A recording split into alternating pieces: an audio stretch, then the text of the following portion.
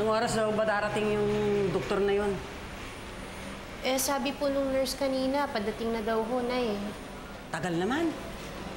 Dali-dalian naman niya. Sabik na akong malaman ng resulta ng DNA na yan, ano?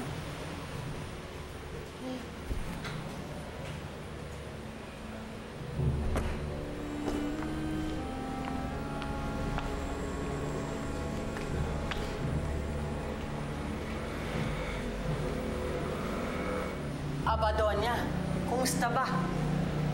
Hindi ko akalain na sasama ka pa kay Mabel. Natural. Gusto ko rin malaman kung anong resulta nun para matapos na ang gulo na nangyayari sa ating lahat.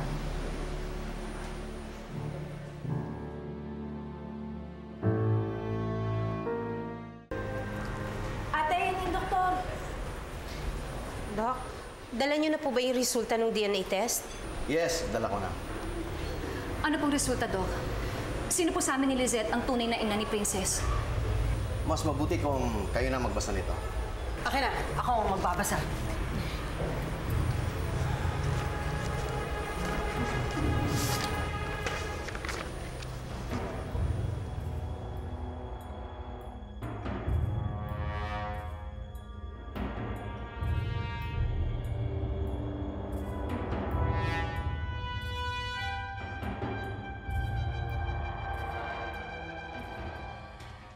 Ano naman ang ibig mo sabihin, hindi ko mahahawakan kahit 5 ng pera mo? Asawa mo naman ako eh. Siyempre may karapatan din ako sa pera mo eh. Di ba? Tinatanggalan na kita ng karapatan. Hindi mo pwedeng hawakan ang pera ko. Kaya hindi ko muna pipirmahan yan at pag-iisipan ko kung paano ko uubusin ang pera ko. Ano, Ronald? Mauna na muna ako. Mukhang kailangan niyo mag-usap ng asawa mo. Wala na kaming kailangan pag-usapan. Sige pare, patatawagin ko na lang sa'yo yung kapatid ko. Sige. Sige, misis. Sige, salamat. Ano to, Ronald, ha? Ang tagal ko nagtiis sa'yo, ah! Nag-deal din kami ng asin ng mga anak mo. Ngayon may pera ka na, eh, tsapera mo kami? Bakit naman hindi? Kung nagpakita ka ng kahit konting kabaitan, di sana may mapapala ka. Ngayon, sabi mo sa akin, sino ngayon ang lumpo sa ating dalawa? Sino walang silbi?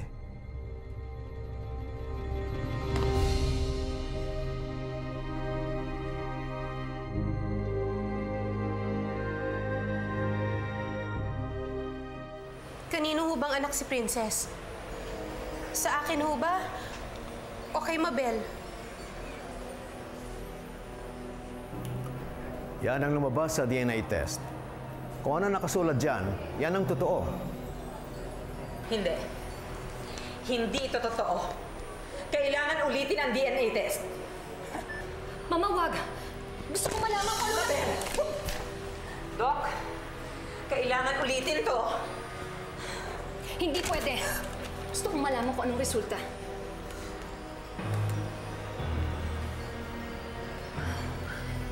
Imposible to. Hindi to pwede mangyari. Bakit, ate? Ano nakasulat dyan?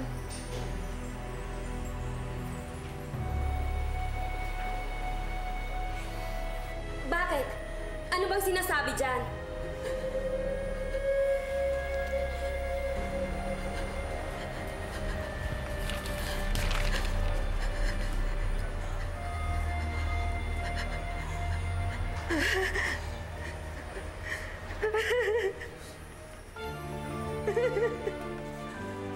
Inay!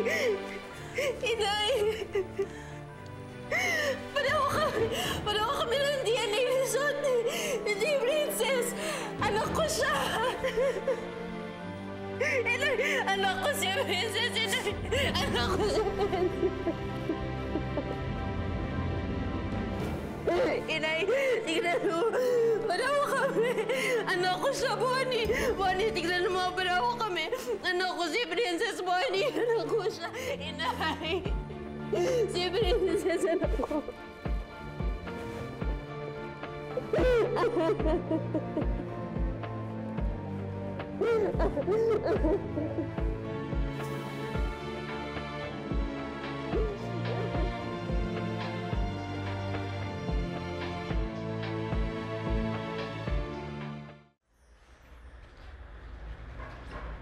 Sabi ko na nga ba, ate, nandito kayo eh.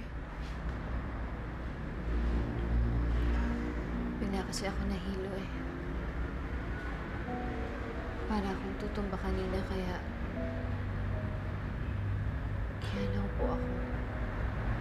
Ate, alam ko nagulat ka sa nangyari. Pero bakit ka naman maniniwala doon?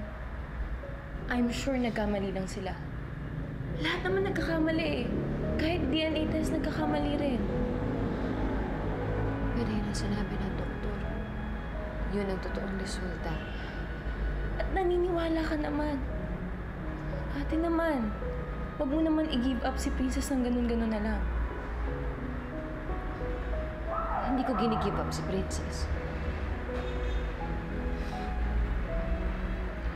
Kaya lang naiisip ko,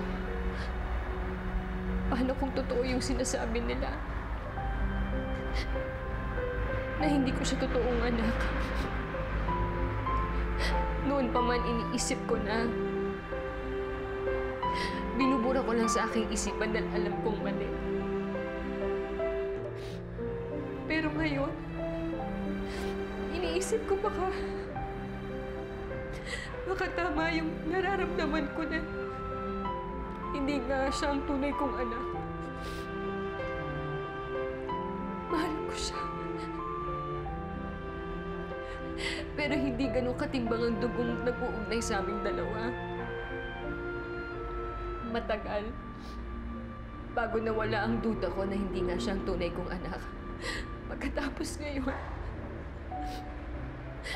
may ebidensya pang lilitaw na ganito. Na nagsasabi na hindi ako ang tunay na ina ni Princess. Bernadette, ngayon mahal na mahal ko ang anak ko. Mahal na mahal ko si Princess. Tapos nangyari ba to? Hindi ko na alam kung anong gagawin ko. Hindi ko na alam kung anong iisipin ko. Nalilito na ako, hindi ko alam kung anong gagawin ko. Hindi ko na alam.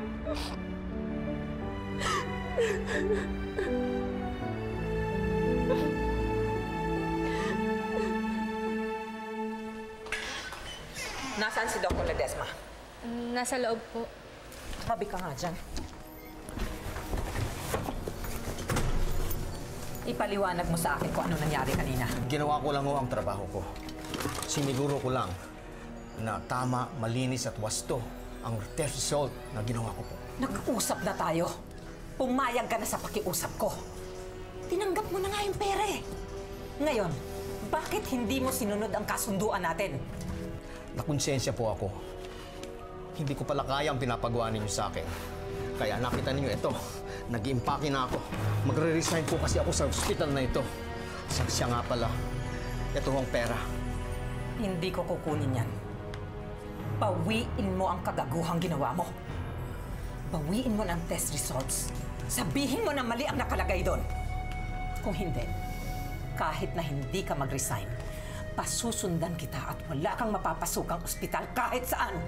Hindi ko po maaaring bawiin ang DNA test, Doña Amparo, sapagkat yun po talaga ang totoo. Saka huwag niyo akong tatakutin. Hindi ako kagaya na ibang doktor dyan na pwede ninyong suhulan, gamitin. Sisiraan ninyo ako? Go ahead! Siraan niyo ako sa lahat ng ospital. I don't care! Ang mahalaga ho, malinis ang konsyensya ko. That's all there is to it. Yun lang ho ang mahalaga sa akin. Bumalik ka dito!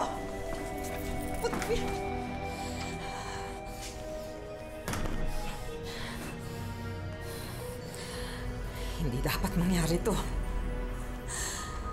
Uuwi na ang anak ko. Hindi dapat malaman ni Enrico na hindi sa kanya si Princess.